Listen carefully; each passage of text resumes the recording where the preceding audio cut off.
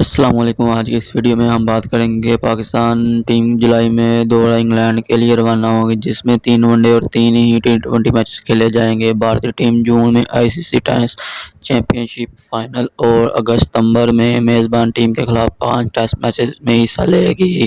Corona virus کی موجودہ صورتحال کے پیش نظر انگلینڈ نے پاکستان اور بھارت کو ریڈ لسٹ میں شامل کرتے ہوئے سفری پابندیاں عائد کر رکھی ہیں۔ البتہ اب برطانوی حکومت نے خصوصی رعایت برتتے ہوئے دونوں ملکوں کی کرکٹ ٹیموں کو آنے کی اجازت دے دی ہے۔ پاکستان اور بھارت کے اسکواڈ اپنے شیڈول کے مطابق انگلینڈ پہنچیں گے اور انہیں قرنطینہ کرنا ہوگا، جن کے لیے ان کو ہوٹل میں ہی 14 دن قیام کرنا ہوگا۔ ہوٹل میں قیام سے متعلقہ پالیسی کا اطلاق صرف کرکٹر اور ان کے معاملہ اسٹاف پر ہوگا۔